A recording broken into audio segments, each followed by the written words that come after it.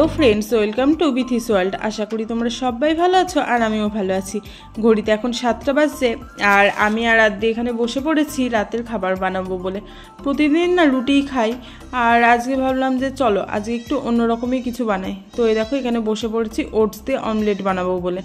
আর এইদিকে আদ্রি বাটারটাকে নিয়ে আইসক্রিম ভেবে একবার মুখেও দিয়ে দিয়েছে, দেখেছো? আদ্রি না সবসময় তাই করে, বাটারটা যখনই আমি নিয়ে আসবো তখনই বাটারটাকে নেবে নিয়ে আইসক্রিম বলে খেতে যাবে। তা এত ওকে নিষেধ করি যে মাম্মাম এটা কিন্তু বাটার, এটা আইসক্রিম না, কিন্তু ও কিছুতেই শোনে না। তো যাই হোক, আর ভীষণ দুষ্টুও হচ্ছে যত বড় হচ্ছে আদ্রি। আর এখানে শশাটা কেটে রেখেছি আর এই দেখো খেতে যাচ্ছে। তো আমি বললাম যে মাম্মাম আগে শশাটাকে ধুয়ে নাও তারপরে তুমি খাবে, এখনও কিন্তু ধোয়া নেই শশাটা। তো তারপরে বলছে মাম্মাম ধোয়া তো আছে, তুমি তো ধুলে। আমি বললাম না, আরও একবার ধুতে হবে তারপরে তুমি খাবে। তো দেখেছো আবার খেতে যাচ্ছে। আর শশাটা খেতে আদ্রি ভীষণ ভালোবাসে, যখনই দেখে না কেন তখনই শশাটা খেতে যায়। তো একটাই নিয়ে এসেছিলাম, তো আমি বললাম ঠিক আছে তুমি এটা খাবে যখন তুমি খাও, কিন্তু ধুয়ে খাও। তো চেয়ারটাকে দেখো আস্তে আস্তে টানতে টানতে নিয়ে চলে গেছে বেসিনের কাছে, আর এখন ওখানে গিয়ে ও শশাটাকে ধোবে। আর আমিও নিচে যাবো গিয়ে আর একটা শশা নিয়ে আসবো, যেহেতু ও খাবে। আর শশাটা খাওয়াও তো ভীষণ ভালো, তাই না? আর যে গরম পড়েছে, একটু শশা, মৌসুমি লেবু এই সবগুলো আদ্রিকে দিই যে হ্যাঁ খাক, তাও একটু শরীরটা ঠিক থাকবে আসলে। তো শশাটাকে এই দেখো আবার নিয়ে চলে এলো আমার কাছে। আর এত ভালো লাগে না যখন এই পরে এই ভিডিওগুলো দেখি যে আদ্রি এরকম করে দুষ্টুমি করছে। প্রথমে তো ভীষণ বিরক্ত করে, কাজ করি ও ধরো দুষ্টুমি করে, ভালো লাগে না, একটু বকাও দিই। কিন্তু পরে যখন ভিডিওটা এডিট করতে গিয়ে দেখি যে ও এই দুষ্টুমিগুলো করেছে, তো তখন না দেখেও ভীষণ ভালো লাগে। তো যাই হোক আস্তে আস্তে দেখো গাজর পেঁয়াজ এগুলো সব কেটে নিচ্ছি একটু একটু করে। তারপর নিচে গিয়ে একটা শশাও নিলাম। আদ্রি তো ওই শশাটা খেয়েছে। আর শশাটা যখনই আমি কাটি তখনই ওই প্রথমে একটুখানি কেটে যে একটুখানি মানে ঘষে নিলে কী হয় বলো তো, ওই যে একটা সাদা রঙের একটা কষ বেরো না, তো ওইটা বের করে নিই।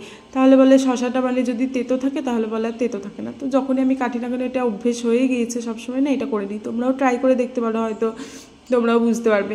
ওইদিকে তো কাটাকাটি আমার কমপ্লিট। আর এখানে দেখো বাটি নিয়ে এখানে 2 চামচ মতো কর্নফ্লাওয়ার দিয়ে দিলাম, আর তার উপরে দিয়ে দিচ্ছি ওটসটাকে গুঁড়ো করে নিয়েছি। আর এর মধ্যে একটুখানি দিয়ে দিলাম দুধ, আর কিছু দেবো না, আর দিয়ে দিব একটা ডিম। ব্যাস, এইবার অল্প অল্প করে জল, আর একটুখানি লবণও দিয়েছি। এইবার কী করবো বলো তো, অল্প একটুখানি জল নেব, জল নিয়ে আস্তে আস্তে আস্তে আস্তে এটা ব্লেন্ড করবো। খুব বেশি যেমন পাতলাও করবো না, আবার খুব বেশি গাঢ়ও করবো না, তো জাস্ট হালকা করে একটা ব্যাটার করে নেব। আর এইভাবে করলে না বেশ দেখি ভালো হয়। আর অল্প অল্প করে জল দিয়ে যদি করা হয় তাহলে থিকনেসটাও বোঝা যায়। আর তোমরা হয়তো এটা দেখে বুঝতেই পারছো যে আমি খুব যেমন পাতলাও করি না, বা খুব একটা গাঢ়ও করিনি। আর এখানে দেখো গাজর, শশা, পেঁয়াজ, লঙ্কা সমস্ত কিছু কেটে নিয়েছি। আর এটাও এখন মোটামুটি রেডি হয়ে গেছে। তো চলো ঝটপট এবার রান্নাঘরে চলে আসি। তো রান্নাঘরে এসে দেখো এখন প্যানটা গরমও হয়ে গিয়েছে, আর এর মধ্যে দিয়ে দিলাম একটু অল্প করে বাটার। তো বাটারটা চারিদিকে একটুখানি ছড়িয়ে দিলাম, দিয়ে এই দেখো দেখেছো তো থিকনেসটা জাস্ট দেওয়ার সাথে সাথে চারিদিকে ছড়িয়ে গেল। তো হালকা উপরে যখন একটা কালার চলে আসবে তারপরে এইভাবে উল্টে দেবো। তারপরে দুই পিঠটা এইরকম করে আস্তে করে সেঁকে নেবো। আর ভীষণ হালকা হাতে করতে হবে, তা নাহলে ভীষণ নরম হয়তো দুধ দেওয়ার জন্য ভেঙে যাবে। তো দেখো কি সুন্দরভাবে দুই পিঠটা হয়ে গেছে। তো এইখানে একটুখানি দিয়ে দিব এবার গ্রেট করে রেখেছিলাম যে গাজরটা। তো এখানে দেখো অল্প করে একটু গাজর দিয়ে দিলাম, একটুখানি শশা দিয়ে দিচ্ছি। আর খেতেটা দুর্দান্ত হয় জানো তো। আর একটুখানি পেঁয়াজ দিয়ে দিচ্ছি। এটা যেহেতু আমার জন্য সেই জন্যই আসলে এখানে এইভাবে দিচ্ছি। আর আদ্রিটা কী করি বলো তো, আদ্রিটা ছড়িয়ে দিই। আর লঙ্কাও দিয়ে দিলাম একটু, যে জাস্ট রোলের মতো করে দেখো এরকম করে নিলাম। তো খেতে মানে এখন দেখেই বলছি ভীষণই ভালো হয়েছিল। আর যেহেতু উঠছিল না, তো দেখো আবার চাকু ছিল পাশে, তো চাকুটাকে দিয়ে আবার একটুখানি হালকা করে ধরে তারপরে এরকম করে নিলাম। তো হালকা একটু চাপ দিয়ে দিচ্ছি যাতে ওগুলো একটু ঠিকঠাক করে হয়ে যায়। তো দেখো ফাইনালি রেডি আমাদের ওটসের রোল।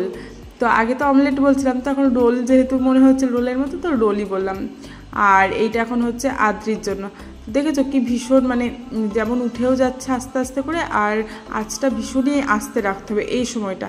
তাহলে কি বলো তো, হালকা করে ওপরে যখন একটা কালার চলে আসবে না, তখন ওটা ভালোভাবে আসবে। আর যদি তুমি আঁচটা বেশি দাও তাহলে কি হবে বলো তো, তাহলে মানে নিচের যে অংশটা সেটা পুড়ে যাবে, কিন্তু ওপরের যে অংশটা সেটা মানে তৈরি হবে না, তখনও পাকবে না। তো তখন একটু ধরো কেমন লাগবে, সেজন্যই আসলে। আর এই দেখো আদ্রি যেহেতু করবে সেজন্য এটা একটু চারিদিকে ছড়িয়ে ছিটিয়ে দিচ্ছি, কেননা আদ্রির রোলটা যদি এইভাবে দিই না তারপরে ও সমস্তটা ফেলে দেয়, আর চারিদিকে যদি এরকম করে একটু ছড়িয়ে দিই তাহলে ওরও খেতে সুবিধা হয়।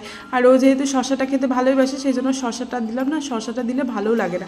তো পেঁয়াজ আর গাজরটাই সেই জন্য আদ্রির জন্য এইভাবে ছড়িয়ে দিলাম। আর এই দেখো হয়ে গিয়েছে একটা পিঠ, সেজন্য এবার উল্টে আর একটা পিঠও করে নেব। তো কি সুন্দর লাগছে দেখেছো দেখতে।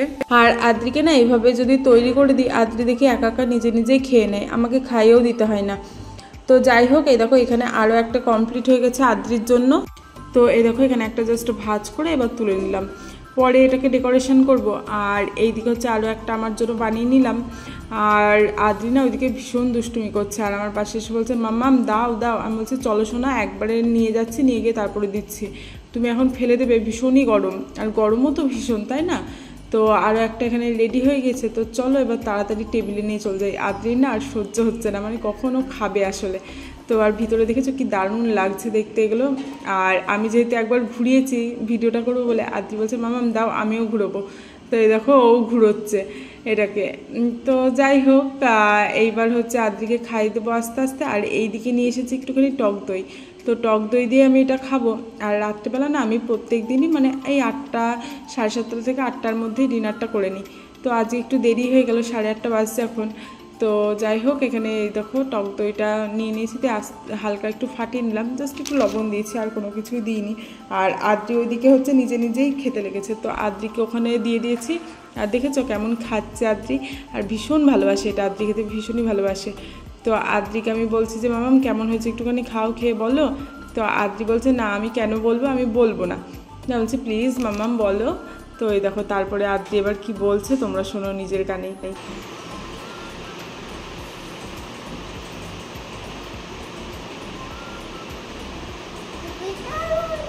হ্যাঁ খুবই দারুণ হয়েছে।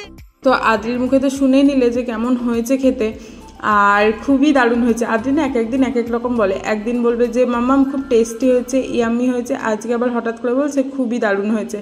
তো এখানে আমি ওই দেখো খেতে বসে পড়েছি, আর অনেকটা দেরি হয়ে গেছে। আর ওইদিকে বুনু ফোন করেছিল, বুনুকে বলছে এদের দেখ আজকে কি বানিয়েছি। তো বলছে হ্যাঁ ওখানে থাকলে তো এটা ওটা সেটা সব বানাস, আর বাড়িতে থাকলে তো বলবি বুনু একটুখানি কর, আমাকে তো কোনোদিনও বানিয়ে খাওয়ালি না। তো আমি ওকে বলছিলাম যে তুই এবার আয় এখানে, তো তোকেও খাওয়াবো। ও না আসেই না, সেই হয়তো 1 বছর আগে এসেছে হচ্ছে আদ্রির বার্থডেতে, তো আর আসেনি। জুলাই এসেছে আর এটা হচ্ছে এপ্রিল, তো 1 বছর প্রায় হতে চলো এখনও কিন্তু ও আসেনি। তো আমি বলছি তুই তো আসিসই না, তো তোকে বানিয়ে কি খাওয়াবো। তো এখানে আস্তে আস্তে আমিও খেয়ে নিচ্ছি, আর ভীষণই টেস্টি হয়েছে ভীষণই। আর ফ্যানের এত আওয়াজ না, একটু যে সামনে থেকে ভয়েস দেবো সেটা আর দেওয়া হয় না। তো আদ্রিকে আমি বললাম দাও মাম্মা আমি খাই দিই, তুমি খেতে পারছো না। তো ও কিছুতেই দেবে না, বলছে না আমি একা একা। তো আমি বলছি ঠিক আছে চলো, তো একা একা খাবে যখন একা একাই খাক। আর আমি না একটু আদ্রিকে একা একা খেতেও দিই, একটু হয়তো ছড়িয়ে ছিটিয়ে ফেলে ঠিকই, কিন্তু একা একা যদি নিজের হাতে এখন থেকেই খাওয়াটা শেখে না, তাহলে আর একটু যখন বড় হবে তখন আস্তে আস্তে নিজের হাতেই শিখে নেবে। আর এইটা হচ্ছে আমার মা আসলে আদ্রিকে আরও একা একা খাওয়াতো। আমি ছোটোবেলায় কী বলতো, একা একা মা যেহেতু খেতেও দিত না, তো মাই খাই দিত। আমি অনেকটা বড় হয়ে যাওয়ার পরেও কিন্তু মা আমাকে খাই দিত, জানো তো। আমি বলতাম মা একটু খাই দাও না, তা না হলে আমার পেটটা ভরে না। আর মার হয়তো অন্য কোনো কাজ থাকতো, কিন্তু আমি যেহেতু বলতাম সব কিছু কাজ ফেলে রেখে আবার আমাকে খাওয়াতে হতো। এমনকি আমি যখন মাধ্যমিকের পরীক্ষা দিতে যাই তখনও কিন্তু আমি যখন পরীক্ষা দিতে যে কয়েকদিন গিয়েছি মাই আমাকে খাই দিয়েছে। তো সেই জন্য আসলে এখন থেকে না আদ্রিকে নিজে নিজেই ছাড়ি, যে না থাক ওই খাক একা একা। আমি যে অভ্যেসটা করেছিলাম মা না খাই দিলে আমার পেট ভরবে না, এই অভ্যাসটা হ্যাঁ ঠিকই, যদি মা খাই দেয় পেটটা একটু তাড়াতাড়ি ভরে যায়, কিন্তু সব সময় দেখবে জেদ করলেও না কাজ থাকে, অনেক কিছু থাকে, তো তখন করাও সম্ভব হয় না। আর আদ্রি সেই জন্য নিজে নিজে একা একা খেতেই ভালোবাসে। তো ওকে যদি বলি মাম্মা খাই দিও, বলবে না আমি একা একা। তো ভাতও তাই করি, যে ভাতটা ওকে দিই, ও সমস্ত ভাতটা কিন্তু ছড়িয়ে ফেলে ডাইনিংয়ে, তবুও ওকে আমি ছেড়ে দিই যে না আসো না খাও তুমি। তো আদ্রি আমাকে বলছে মাম্মাম তুমি ওটা কী খাচ্ছ, আমি বলছি দই। তো ও বলছে মাম্মাম আমিও খাবো, আমি বললাম না তুমি তো আবার মিল্ক খাবে, তো তুমি এখন দই খাবে না। সেজন্য আর ওকে দিইনি দইটা। একটু সস থাকলে সসটা দিতাম, কিন্তু সসটা ছিল না, সেজন্য হচ্ছে শুধুই দিচ্ছি। সসটা থাকলেও সসটা খায় আদ্রি ভীষণ ভালো। তো কি বলতো, আসলে ফ্যানের হাওয়া চলছে, তো সেই জন্যই আসলে আরও ভয়েসটা সামনে দিকে দিচ্ছি না, তো সেই জন্যই পুরো ভয়েসটা হচ্ছে পরে দিয়েছি। তো যাই হোক, সাউন্ডটা যেহেতু ক্লিয়ার আসছে না, তো ভিডিওটা আজকে এখানেই শেষ করছি। আর রেসিপিটা তোমরা সবাই বাড়িতে বানিয়ে দেখো যে কেমন লাগছে। আশা করি তোমাদের সবার ভালো লাগবে। আর ভিডিওটার বর্ণনা করে এখানেই শেষ করছি। ভিডিওটা যদি ভালো লাগে প্লিজ লাইক কমেন্ট শেয়ার আর চ্যানেলটাকে সাবস্ক্রাইব করে দিও। দেখা হচ্ছে আবার নেক্সট ভিডিওতে। আজকের মতো টাটা।